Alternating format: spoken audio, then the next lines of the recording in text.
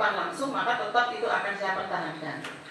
Oke, karena ada beberapa hal yang di dalam beberapa halaman itu Anda masih memakai perempuan walaupun bukan kutipan, itu mungkin perlu disadari benar bahwa memang ada perbedaan, ada, kira-kira itu apa? Menurut Anda perbedaan itu apa? Perbedaannya sebenarnya maknanya tidak berbeda, tetapi kalau dilihat dari faktor historis semantik itu ada perbedaan. Ketika sekarang orang lebih cenderung menggunakan perempuan, sementara pada beberapa tahun yang lampau itu wanita. Oke. Pertanyaan selanjutnya, saya ingin mengetahui di sini konsep atau istilah yang Anda pakai di sini ada kesadaran kritis.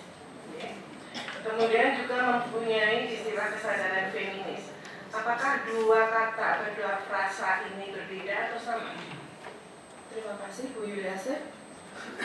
Secara makna kedua kata itu berbeda. Kesadaran kritis itu adalah suatu kesadaran pada diri seseorang untuk selalu mempertanyakan fenomena-fenomena yang terjadi di sekitarnya, juga termasuk kebenaran teori yang sudah dia baca sebelumnya. Itu kesadaran kritis. Jadi sifatnya lebih umum. Sementara kesadaran feminis itu lebih khusus lagi, yaitu suatu kesadaran yang mempertanyakan ada atau tidaknya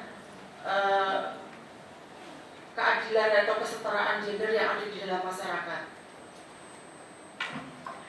Oke, mungkin ada satu istilah lagi yang kebetulan baru saya dengar terkait kesadaran gender. Menurut Anda bagaimana? Kesadaran gender ini berkaitan dengan apakah seseorang cukup sadar di dalam dirinya untuk memahami apa yang disebut dengan relasi gender, peran gender dan sejenisnya itu. Oke. Anda memakai istilah keterdidikan perempuan sebagai pendukung peran di sektor domestik. Pada saat yang sama juga Anda mengeksplorasi mengenai keterdidikan perempuan sebagai pendukung peran di sektor publik. Pendidikan seperti apakah yang Anda maksudkan? Formal atau informal? Keterdidikan yang saya maksudkan di sini meliputi keterdidikan yang sifatnya formal melalui sekolah formal, tetapi juga keterdidikan yang sifatnya non formal, jadi di rumah, di lingkungan dan sebagainya. Dan dua-duanya itu ada di dalam penelitian ini. Oke. Sekarang masih tetap dalam istilah. Anda memakai istilah pendidikan dan keterdidikan. Itu merupakan konsep dasar yang akan Anda sampaikan. Saya hanya ingin mengulang sekali lagi konsep seperti apakah yang sebenarnya ingin Anda sampaikan. Terus terdidikan, kemudian Anda punya istilah pendidikan juga. Keterdidikan yang menjadi tema dari penelitian ini itu sudah bicara mengenai proses dan hasil. Itu keterdidikan. Sementara pendidikan itu bicara tentang hal tentang pendidikan itu sendiri. Oke. Mengenai kritik feminisme liberal, Anda menyebutkan Mary Wollstonecraft, dan menurut Anda ini adalah feminis yang tertua dalam kelompok-kelompok feminis. Mengapa Anda justru mengambil yang tertua ini dibandingkan yang terbaru, misalnya multikulturalisme feminis dan sebagainya? Terima kasih. Jadi saya mengambil feminisme liberal, bukan feminisme yang berkembang mutakhir seperti post-feminis, feminisme multikultural dan sebagainya. Karena tema yang saya teliti itu adalah persoalan pendidikan perempuan, dan persoalan pendidikan perempuan itu memang merupakan hal yang pertama kali diperjuangkan oleh para feminisme liberal. Para feminis liberal, Anda bisa menyebutkan yang tadi yang pertama kali siapa? Mary Wollstonecraft. Ya. Saya kira itu Pak. Terima kasih. Terima kasih Ibu Dr. Yuliase. Selanjutnya saya silakan Ibu Dr. Monique. Terima kasih. kasih Profesor Dr. Amin Ma'ruf. Saya ada beberapa pertanyaan. Yang pertama, ketika berbicara persoalan pendidikan dan keterdidikan dan saudara Promovedus mengaitkan dengan persoalan gender, mungkin sebenarnya kita tidak hanya bisa mengatakan bahwa berbicara tentang situasi keterdidikan dan pendidikan tersebut hanya mengacu pada gender, tapi bahwa pada kenyataannya gender itu sendiri itu berinterseksi dengan klasifikasi atau kategori sosial yang lain, misalnya persoalan kelas sosial, persoalan agama, persoalan usia dan lain sebagainya, sehingga kita melihat dalam situasi sosial yang bisa sekolah, mungkin perempuan, tapi perempuan dari kelas mana, atau bisa yang sekolah lebih tinggi perempuan lagi ya, tapi dalam konteks agama yang mana, ini mungkin di setiap negara memiliki persoalan yang sangat berbeda.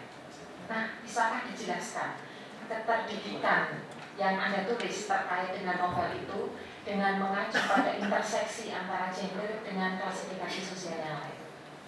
Terima kasih Ibu Dr. Nik Udasmoro. Jadi di dalam penelitian ini saya juga menemukan ternyata persoalan keterdidikan perempuan gender itu berhubungan dengan beberapa aspek atau variabel yang lain, yaitu yang sangat jelas adalah kelas atau mungkin kalau mau netral kelompok sosial keluarga dari mana si terdidik itu berasal. Kemudian juga berkaitan dengan penghayatan terhadap nilai-nilai sosial budaya yang itu akan berpengaruh terhadap penghayatan agama. Kemudian lokasi geografis. Nah, yang saya temukan pada novel-novel Indonesia awal yang tahun 20 itu sangat jelas hanya kaum perempuan dari keluarga bangsawan yang dia bisa mendapatkan pendidikan yang lebih baik secara formal, karena pada masa kolonial Belanda ada dua jenis sekolah untuk pendidikan dasar yang perempuan bisa masuk di situ, yaitu HIS untuk keluarga bangsawan dan orang-orang kaya, dan yang orang rakyat jelata itu sekolahnya sekolah kelas 2 atau mungkin orang dulu mengatakan sekolah Ongkoluru. Kemudian ketika nanti di tingkat lanjutan MULO atau AMS itu sangat terbatas, jelas hanya anak perempuan yang dari kalangan bangsawan yang bisa masuk ke situ, dan itu sudah terefleksi di dalam karya-karya yang saya teliti. Ternyata itu sampai pada novel-novel 80, 90, 2000 kondisinya juga masih seperti itu. Terima kasih. Melanjutkan pertanyaan saya yang tadi. Promovedus meneliti novel-novel dari tahun 20-an sampai tahun 2000, dan selama tahun 2000-an sampai 2000 ini kalau tadi dikatakan bahwa novel itu di satu sisi adalah cerminan masyarakat atau cerminan sosial, tapi di sisi lain juga memiliki independensi. Nah, yang ingin saya tanyakan, dalam waktu kurun dari tahun 20-an sampai 2000 itu ada perubahan sosial yang signifikan dalam konteks Indonesia. Nah, bisakah Anda menjelaskan, adakah keterkaitan antara persoalan keterdidikan dalam novel itu dengan perubahan sosial, politik, dan mungkin kultural yang terjadi dalam masyarakat? Terima kasih. Ada perubahan antara ada perbedaan pada latar belakang yang perubahan sosial, budaya, dan politik yang ada di Indonesia dengan gambaran keterdidikan perempuan dan peranan dalam masyarakat pada karya yang saya teliti. Seperti tadi misalnya pada karya tahun 20-an yang awal itu ada kategori dua perbedaan antara sekolah HIS dengan sekolah kelas 2 itu pada beberapa karya itu, karena pada saat itu belum ada gerakan sosial masyarakat yang dimana perempuan juga ada. Semua tokoh perempuan yang digambarkan pada novel tahun 20-an itu setelah sekolah sudah kembali ke rumah jadi ibu dan istri. Tetapi pada novel tahun 30-an sampai 40-an, bahkan beberapa novel berikutnya, seiring dengan pergerakan nasional termasuk Kongres Perempuan pertama itu tahun 2008, ternyata itu cukup mewarnai gambaran perempuan di dalam novel-novel Indonesia. Jadi beberapa novel seperti novel Layar Berkembang, Belenggu, Manusia Bebas itu sangat jelas menggambarkan gerakan organisasi perempuan yang ada pada saat itu, yang ceritanya masuk ke dalam novel tersebut. Terima kasih. Nah, pertanyaan saya yang terakhir.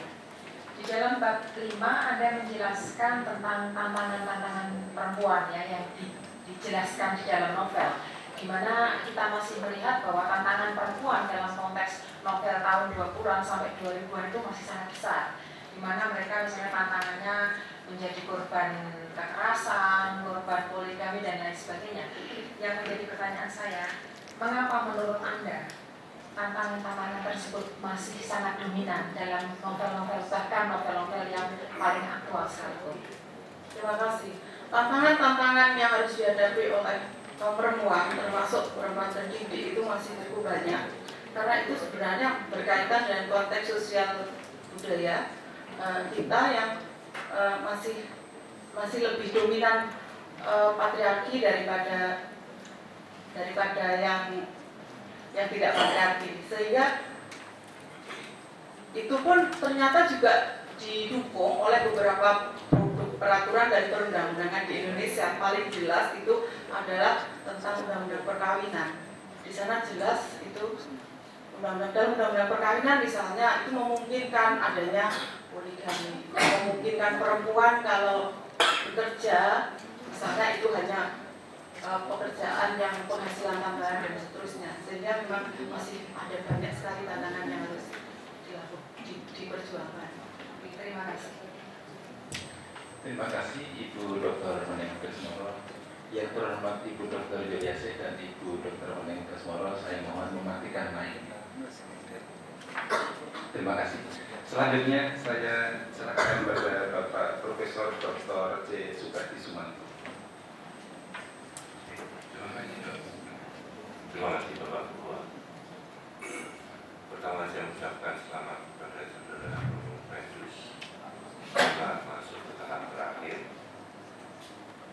Saya masih tetap punya beberapa pertanyaan dan komentar.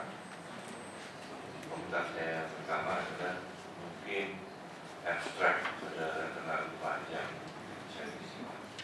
Jadi saya sedikit pendek. Pernah diterbitkan misalnya itu dikasih kembali.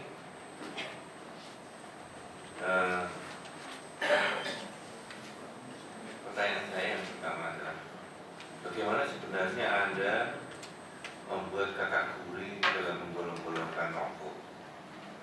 Misalnya yang bagian pertama Anda memasukkan Azab dan Sengsara, Siti Nurbaya, dan pada saat yang sama para priayi yang muncul belum lama sekarang sudah ada masukkan di sini.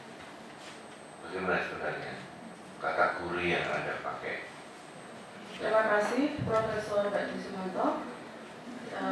Mengenai kategori novel tersebut, ada kelompok-kelompok yang akhirnya muncul di bab-bab yang berbeda. Saya menggunakan kategori yang bersifat tematis. Jadi masalahnya misalnya ada yang keterdidikan lebih diarahkan kepada tujuan tugas-tugas domestik. Maka walaupun para priayi terbit akhir tahun 90-an, dia bisa masuk di dalam kelompok Azab dan Sengsara. Sementara pada novel Belenggu dan Layar Berkembang misalnya itu tidak masuk dalam kelompok tersebut karena itu temanya sudah berkaitan dengan keterdidikan dalam hubungannya dengan peran-peran publik. Oke, tapi kan novel-novel itu terbit atau ditulis pada era yang sangat berbeda. Maksudnya tidak berpengaruh pada pandangan tentang feminis, pandangan tentang keperempuanan dan lain-lain. Terima kasih. Jadi memang mungkin pada karya-karya tertentu sudah ada pergeseran pandangan mengenai feminisme liberal. Misalnya pada perkembangan awal itu tentu tidak sama seluruhnya nuansanya dengan feminisme liberal yang sekarang. Jadi di dalam interpretasi pasti saya tidak bisa menghindari adanya pergeseran-pergeseran tersebut, tetapi itu garis besarnya masih feminisme liberal. Oke, ini pertanyaan saya yang kedua. Tadi itu juga bukan oleh Ibu Profesor Dr. Siti Kalama Suratno tentang pendidikan sebagai tempat. Saya melihat bahwa Anda membicarakan tentang kenyataan-kenyataan sosial yang ada tentang pendidikan di berbagai keterdidikan perempuan di berbagai tempat. Jadi itu kenyataan yang bisa dicek baik dalam buku, bahkan Anda menyebut Undang-Undang Dasar 45, Peraturan Pemerintah Nomor 2000 dan seterusnya. Tiba-tiba Anda masuk ke dalam novel. Nah ini poinnya ada banyak sekali hadirin yang hadir. Mungkin Anda bisa menjelaskan karena sekarang ini orang masih sibuk. Bisakah novel yang oleh Rene Wallach dan Austin Warren disebut sebagai fiction atau karya-karya rekahan itu tidak begitu bisa disamakan saja dengan realitas? Bagaimana Anda bisa